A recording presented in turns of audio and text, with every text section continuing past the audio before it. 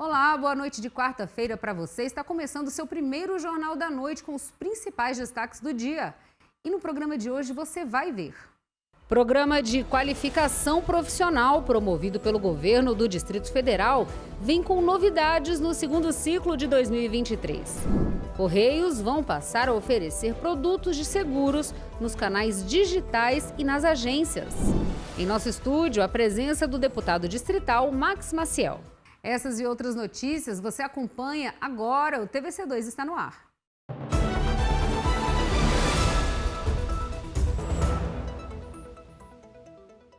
Para começar o TVC2, nós recebemos hoje um convidado especial, o deputado distrital Max Maciel. Confira a entrevista. Deputado distrital que, inclusive, o primeiro da história nascido e criado em Ceilândia, é isso mesmo? É isso mesmo, isso aí.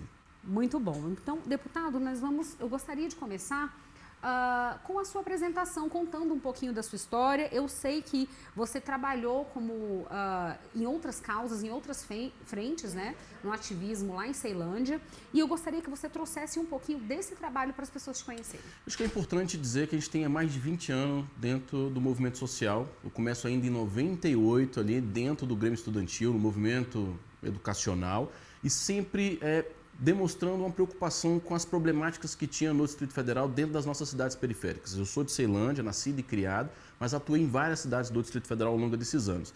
E, obviamente, que me qualificar politicamente nos espaços como conselhos, dentro da luta estudantil e outros espaços de luta, fez com que a gente começasse a entender um problema geral, global, da dificuldade que é o Distrito Federal, sobretudo para os mais jovens. Então, minha pauta foi da juventude. Fui membro do Conselho Nacional de Juventude, ajudei o Plano Nacional de Juventude, construí a política de atenção integral à saúde do adolescente e do jovem no Ministério da Saúde. E aí, obviamente, um momento da história, decidimos colocar o nome à disposição dessa cidade e aí consagrado, um do terceiro mais votado na última eleição nessa cidade, com muito compromisso e muita responsabilidade. É verdade, deputado. E por você sempre ter tido esse histórico, já envolvido, né, em políticas públicas, eu começo com o tópico da mobilidade urbana, que é tão necessária. A gente sabe que hoje a gente enfrenta aí grandes congestionamentos e tudo muito por conta do transporte público, que ainda não é tão eficiente quanto poderia ser, né? E aí você faz parte de uma comissão na Câmara Legislativa, né? Eu gostaria que você falasse um pouquinho sobre esse trabalho lá dentro. Exatamente. Antes mesmo de entrar na política, a gente realizava debates nas cidades e sempre o transporte público era um problema que vinha de todas as gerações, dos mais idosos, dos mais jovens, das mulheres, das mães, enfim, era uma problemática comum dessa cidade. Então a gente debruçou durante anos sobre a realidade e a dificuldade disso. Já deputado, a gente tem essa missão de assumir então isso como pauta. Então a gente preside hoje a Comissão de Transporte e Mobilidade Urbana, trazendo um olhar da população para a realidade que é o Distrito Federal, que são cidades muito longas do chamado centro, tem dificuldade de se locomover e uma história de transporte público que é apenas pendular, é do trabalho para casa e esquece toda uma vida orgânica que é acessar a cidade, que é o direito à cidade. E um dado interessante é que 30% da renda da família hoje é composta, gasta com o transporte público, ou seja, é muito caro o transporte público. Verdade. Se a gente imaginar se essa família, por exemplo, não tiver um auxílio como um vale transporte ou outra renda. Então ela se limita a circular pela cidade pelo fato de ser caro. E, apesar de ser caro, 5,50 a taxa maior no Distrito Federal, sim, o Estado já paga 70% do valor total. Porque 5,50 é o que a gente paga na catraca, que é a chamada tarifa usuário. Sim. O Estado subsidia com a complementação que pode chegar até mais R$ 4,80, R$ 3,90, dependendo do trecho. Ou seja, é um transporte muito caro e o Estado, que somos nós novamente, pagando 70%. Estamos aqui debruçados em ter qualidade, fazer com que a gente crie mais linhas, novas rotas, mudanças de horário, sobretudo a vida noturna em Brasília cresceu muito, e fazer com que o direito à cidade seja de fato o que é na Constituição desde 2015, um direito social constituído. Claro. Deputado, aproveitando esse gancho, eu gostaria também que você falasse sobre a questão da tarifa zero. Existe uma subcomissão na Câmara que está trabalhando em prol dessa tarifa zero? Exatamente. No Brasil já tem mais de 75 cidades que implementaram o tarifa zero. Por quê? Ele é um direito social, o transporte é um direito social, e pela realidade do Distrito Federal, grande parte das cidades já subsidiavam muito o transporte. Se o Distrito Federal a gente já paga 70% com os impostos e 30% é da renda da pessoa, nós teremos que chegar a um cálculo desses outros 30%, com mais 30%, né, que acrescenta mais pessoas no sistema. Sim. Quando ele se torna sem custo, né, sem a tarifa, para que a gente tenha de fato o transporte como é a saúde pública, como é a educação. para todo mundo, até para aquele que não utiliza vai ter que arcar. Então nós estamos estudando, criamos uma subcomissão, visitamos Formosa, que é uma cidade mais perto de nós aqui, que tem o tarifa zero. Sim. Temos com pretensão de visitar outras cidades em São Paulo, no Rio e no Ceará, que são de mais de 200 mil habitantes, para entender o funcionamento disso. Brasília vai ter que achar o seu modelo. Nós estamos estudando e debruçando sobre isso para entender de que forma progressiva a gente chega no Distrito Federal. Levando em consideração que pessoa da melhor idade, pessoas com deficiência, estudantes já não pagam no Distrito Federal. Então nós já temos um panorama que pode ser ampliado, escalonado em horários, finais de semana ou em rotas por tarifa zero. Perfeito. E nós estamos vendo aqui, inclusive, imagens dos transportes públicos aqui que tiveram a sua concessão renovada, né, recentemente? Por mais de 10 anos, exatamente. Isso é uma coisa que nós estamos acompanhando. É uma brecha que existia no contrato firmado lá em 2012, 2011, que era exatamente a possibilidade de 10 anos renovada por mais 10. Sim. O objetivo nosso, obviamente, existe. Nós somos a favor de uma nova licitação, um novo modelo tarifário de cálculo remuneratório. A gente paga, a empresa calcula o preço para nós por quilômetro rodado, mas sim, eu remunero ela por passageiro. Nosso debate que nós estamos aprofundando é que o sistema seja pago por quilômetro rodado. É como uma pessoa que está em casa, por exemplo, pede um transporte por aplicativo e custa um valor X. Se ela levar 3 pessoas, 2 pessoas ou só ela ir, é o mesmo valor. É como nós estamos querendo pensar o transporte público. Que o quilômetro tem um valor fixo, independente se ele vai levar 90 pessoas, 50 pessoas ou 10 pessoas, é o mesmo valor do quilômetro. É o que não acontece hoje. Por isso que os ônibus andam lotados, porque ele lucra com o passageiro. Então, com menos carro para ele, mais lucro para a empresa.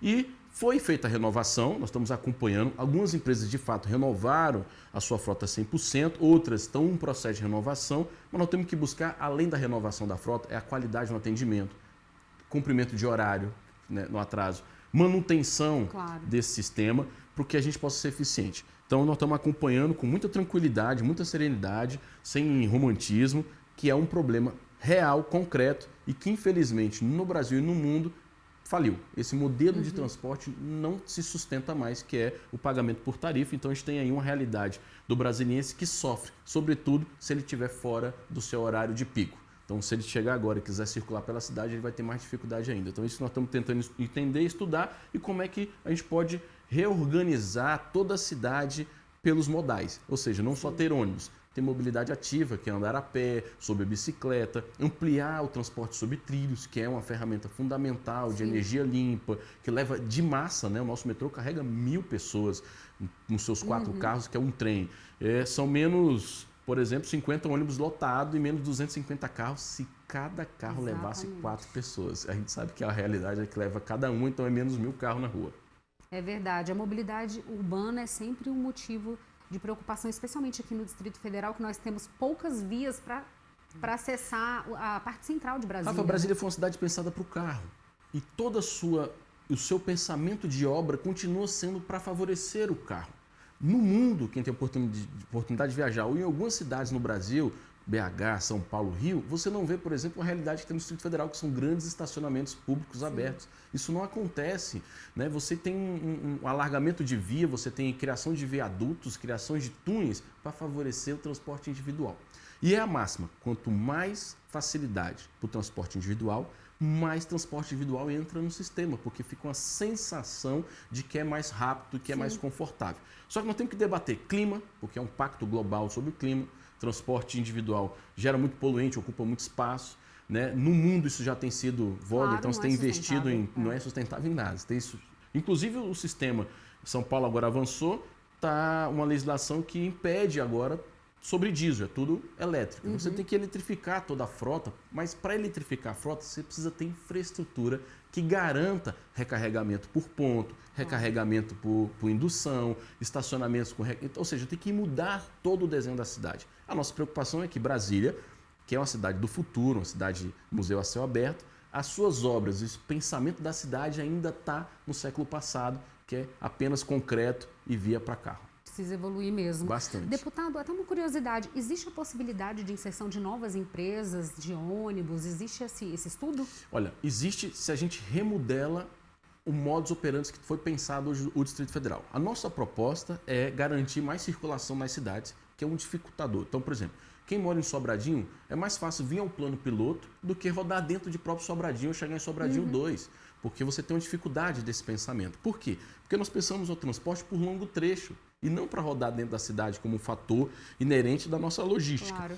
Então a gente pensa assim, em estudos, nós estamos querendo apresentar isso para a Secretaria, que é fortalecer os transportes coletivos circulares com transportes menores de ônibus dentro das cidades, criar as baldeações, coisa que Brasília não tem, é uma cultura que nós precisamos fazer. Verdade. A gente não baldia. Se você for em São Paulo, você vai ter que integrar vários. Você não pega um ônibus e roda ele tudo, como faz aqui.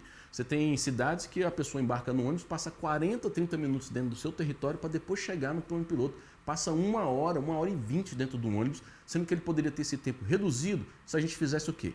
Terminais de baldeação, investir em BRTs e transporte sobre trilhos, para que a pessoa circule rapidamente na sua cidade, baldie num terminal de grande distância e saia em grande fluxo, que é o que a gente está apostando, estamos fazendo os estudos, e para isso, obviamente, precisaria de entrar outras empresas no sistema ou outras formas de transporte dentro do sistema. Perfeito. Deputado, e não só na frente da mobilidade urbana, você esteve, eu sei que há um histórico aqui cultural também dos seus projetos, né? Como a lei que consagrou o hip hop como patrimônio cultural, é isso mesmo? Imaterial do DF, exatamente. Eu sou fruto do movimento hip hop dos anos 90, um movimento que cresce nas periferias do Brasil e do mundo, completa 50 anos esse ano. Eu sei o poder que o hip hop tem de transformar em uma parcela da juventude, é verdade, né, de toda a sua juventude, que é o poder de estar junto, de aglutinar, de superar, de fazer com que aquele jovem possa sonhar em ser alguém. Não necessariamente ele vai ser um grande atleta, um grande músico, um grande DJ, mas a convivência, a superação dos resultados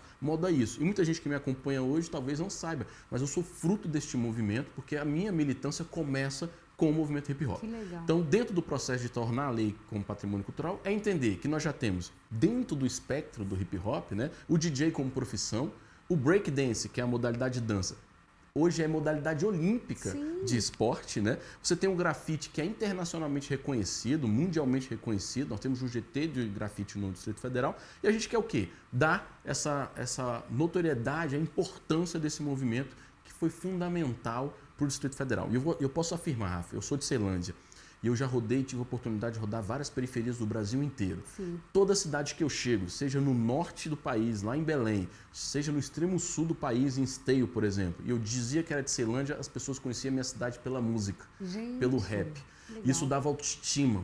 Então, essa é a importância de dizer o mapa que Brasília coloca. E para poucas pessoas não sabem, mas nos aplicativos de música no Distrito Federal, o top 1 é o hip hop do DF, aí, com artistas locais que são renomados e estão aí circulando na internet. Tá na minha toda. Playlist de academia, inclusive. Aí, viu? Isso é importante. E é de muitas pessoas, porque se identifica com a gente. Claro. Então, a lei agora foi aprovada, nós estamos aguardando a sanção do governador, Muito mas, legal. além disso, a Secretaria de Cultura já criou o GT do hip hop, que é pensar a política pública do hip hop. Nós mandamos recursos para poder ter o edital de chamamento para os artistas do hip hop para fomentar. Só um dado sobre isso. O Distrito Federal tem, por exemplo, 57 batalhas de MCs que acontecem todos os dias em alguma cidade do Distrito Federal. Reúne de 50 a 200 jovens no dia que têm a oportunidade de treinar, de ensaiar. É uma inteligência de rima rápida, né? Que vem da cultura do repente também, essa cultura do improviso, né? E que também tem competições nacionais e internacionais sobre o tema. Então mostra a relevância que tem, que mostra só a importância de estar ali atrelado. Por exemplo, para um MC ser campeão de uma batalha, ele precisa ler muito. Ele precisa estar conectado com o momento. O vocabulário porque tem que ser grande. Muito extenso. Porque se numa roda levantarem um tema e ele não tiver compreensão daquele tema, certamente ele vai ser derrotado naquela batalha. É verdade. E fora que a cena cultural retira esse jovem de cena de violência, né? Coloque ele em outra prospecção. Dá a ele o que, às vezes, esse lugar que as pessoas chamam de violência dá, que é o poder, que é o prestígio, que é o reconhecimento social. O hip hop pode dar isso para esses jovens. E ele é elemento fundamental para a educação. Perfeito. O hip hop ele é a 10.639, ele leva a cultura afro-brasileira para dentro dos espaços, ele narra nossas tradições, as nossas culturas e, sobretudo, a nossa superações. Ou seja, foi o hip hop que me mostrou a realidade que eu estava inserido, que eu não conseguia enxergar. Ampliou a sua visão. Que mostrava realmente o que era Ceilândia, por que ela estava desconectada do plano piloto, que aquilo tudo não foi mero acaso do destino, foi proposital e dali começou um desejo de entender mais. Então é o meu compromisso com o movimento hip hop fazer com que ele seja saudado, reverenciado como ele deve ser. Perfeito, deputado. Muito obrigada por essa rica agradeço. Participação, Muito pela bom. presença aqui. As portas da TV Cultura Brasília vão estar sempre abertas, tá? Obrigado. Quero agradecer TV Cultura Brasília, TVC1 aqui para esse momento. Muito obrigado, estou sempre à disposição. E no próximo bloco você acompanha uma temática importante na área da saúde. Novos equipamentos de anestesia nos hospitais públicos vão otimizar os atendimentos.